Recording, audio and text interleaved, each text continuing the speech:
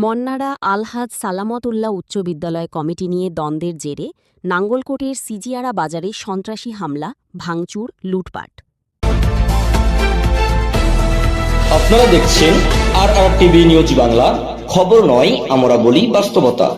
কুমিল্লার নাঙ্গলকোট উপজেলার সিজিয়ারা বাজারে তুচ্ছ ঘটনাকে কেন্দ্র করে ভয়াবহ সন্ত্রাসী হামলার অভিযোগ উঠেছে। শনিবার রাতের এই ঘটনায় ঢালুয়া ইউনিয়ন ছাত্রদলের সাবেক সভাপতি ইউসুফকে লক্ষ্য করে দেশীয় অস্ত্র নিয়ে হামলা চালায় চিওরা গ্রামের পারভেজ ভুইয়ার নেতৃত্বে সংঘবদ্ধ সন্ত্রাসী বাহিনী। স্থানীয় সূত্রে জানা যায়, শনিবার রাত আনুমানিক ৯টার দিকে ইউসুফ তার কয়েকজন সহপাঠীকে নিয়ে সিজিয়ারা বাজারের বিসমিল্লা সুইটসে নাস্তা করছিলেন। এই সময় হঠাৎ করে পারভেজ ভুইয়ার নেতৃত্বে একদল সশস্ত্র সন্ত্রাসী সেখানে এসে অতর্কিত হামলা চালায়। হামলায় ইউসুফ গুরুতর আহত হন। হামলার এক পর্যায়ে সন্ত্রাসীরা বাজার জুড়ে তাণ্ডব চালায়।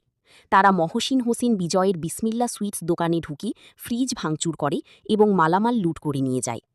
এছাড়া ফল ব্যবসায়ী জাহাঙ্গীর আলমের দোকান ভাঙচুর করে ব্যাপক লুটপাট চালানো হয়, যেখানে প্রায় ২৫,০০০ টাকার ক্ষয়ক্ষতি হয়েছে বলে দাবি করেন ভুক্তভোগী। এছাড়াও ঢালুয়া ইউনিয়ন বিএনপির দপ্তর সম্পাদক কামরুজ্জামান কামরুলের মার্কেটে হামলা চালিয়ে দোকানপাট ও সিসি ক্যামেরা ভাঙচুর করা হয়। পুরো বাজারে অন্তত ১৫ থেকে ২০টি দোকানের শাটার ভেঙে ফেলা হয় বলে জানা গেছে। বাজার কমিটির সহসভাপতি মামুনুর রশিদ ভুইয়া বলেন, ঘটনার দিন আমি বাজারে ছিলাম না, তবে ব্যবসায়ীদের সাথে আলোচনা করে সিদ্ধান্ত নেওয়া হবে।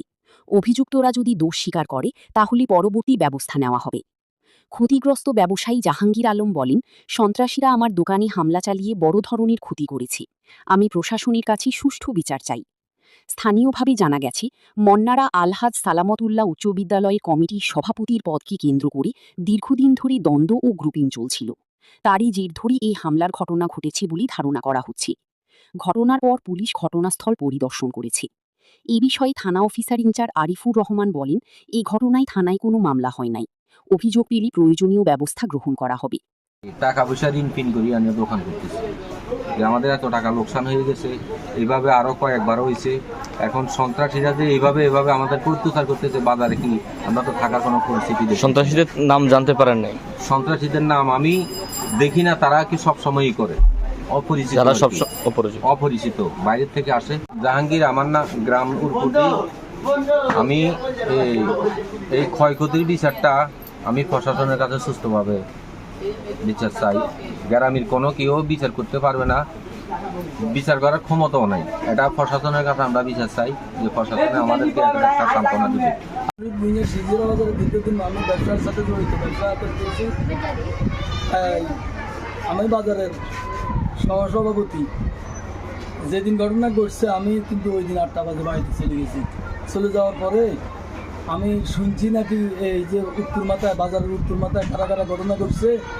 এখন গতদিন আমরা ৮টা বাজে মিটিং করছি। মিটিংয়ে আমরা সিদ্ধান্ত হয়েছে মেম্বার সহ বাজারের সর্ব ব্যবসায়ী একাত্রিত বলছে, এই যারা ঘটনা করছে তাদেরকে গার্জিয়ান যদি আসি কমিটির কাছে, যদি আইসি ধর্ণা দেয়, আমরা একটা সুযোগ দিয়েছি কমিটির মাধ্যমে তাদের বিচার আচার হবে, আর নচেত আমরা আইনগত ব্যবস্থা নিব।